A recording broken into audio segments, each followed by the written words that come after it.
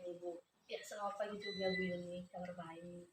Iya Bu, ke depan ini saya punya satu tugas di kurikulum gerakmu. Salah satunya adalah mengobservasi atau menjadi supervisi di dalam salah satu kelas dengan bukan sejawat. Jadi Bu, bisakah saya menjadi supervisi Ibu ketika Ibu mengajar di dalam kelas? Oh bisa, tentu. Saya bahkan senang. Baik Bu, terima kasih ya Bu. Jadi sebelum kita melakukan observasi Bu di dalam kelas, maka ada beberapa pertanyaan yang ingin saya ajukan Ibu. Yang pertama Ibu, tujuan apa yang ingin Ibu capai di dalam pembelajaran Ibu di dalam kelas?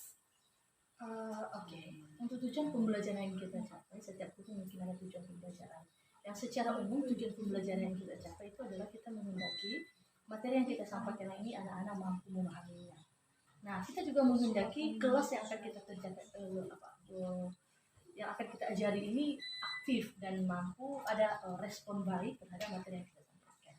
Selain itu ada juga tujuan spesifik ini adalah tujuan yang berhubungan persis dengan materi. Misalnya kalau kita menjelaskan materi tema pidato, maka kita akan memiliki tujuan berharap anak-anak mampu memahami dan mampu mengimplementasikan materi tersebut dalam kehidupan sehari-hari. Oke Bu, berarti itu tujuan yang ingin dicapai di dalam pembelajaran Ibu. Nah, bagaimana cara area pengembangan yang ingin dicapai di dalam kelas Ibu? Oh iya, nah dalam selama mengajar ada beberapa memang kita di sini harus memiliki namanya area pengembangan. Area pengembangan yang ingin dicapai atau yang memang hendak ingin dicapai terhadap siswa, yang pertama itu adalah pengembangan kognitif intelektual anak. Itu wajib kita kembangkan. Anak-anak setelah kita menyampaikan materi, kita menginginkan anak-anak itu berkembang secara kognitif. Yang kedua, kita juga mengerahkan anak-anak dalam pengembangan afektif sikap mereka. Karena kita tidak cenderung ke kognitif aja, tapi kita juga harus melihat dari sisi afektif tingkah laku anak-anak. Bagaimana mereka yang memang awalnya masih tidak bisa membentuk jati diri, tidak mampu melakukan pola hubungan yang baik terhadap teman, tapi kita akan mengembangkan itu untuk lebih baik. Selainnya mungkin kita akan menggunakan area keterampilan anak-anak.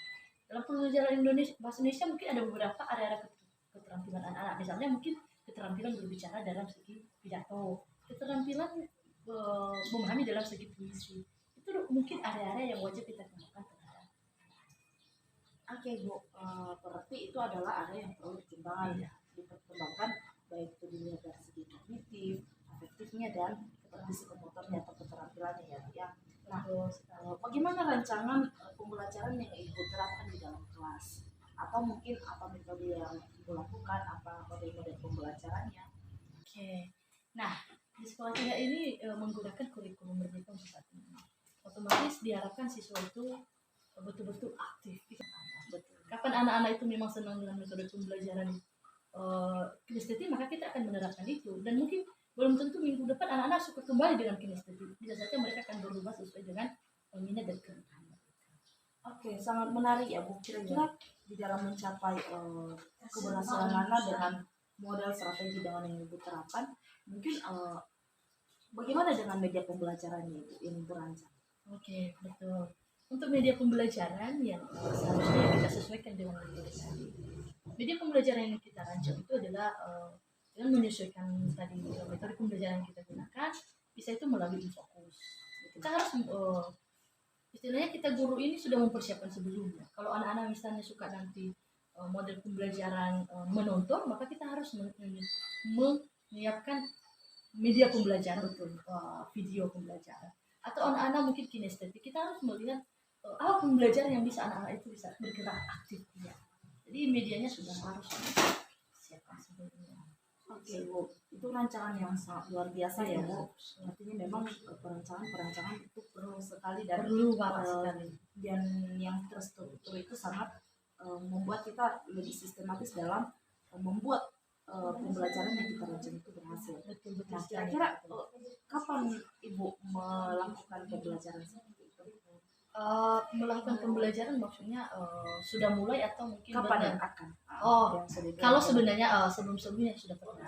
Metode pembelajaran itu sudah sering dilakukan. Tapi kalau untuk dilakukan lagi selanjutnya ya sejak mengajar kita harus memfokuskan pembelajaran kita sesuai dengan metode pembelajaran yang kita sampaikan. Itu setiap kali mengajar.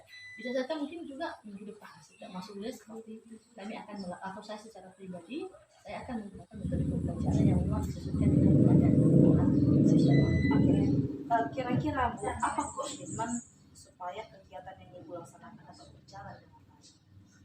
Komitmen kita ya supaya kegiatan kita dapat berjalan dengan baik ya pertama kita harus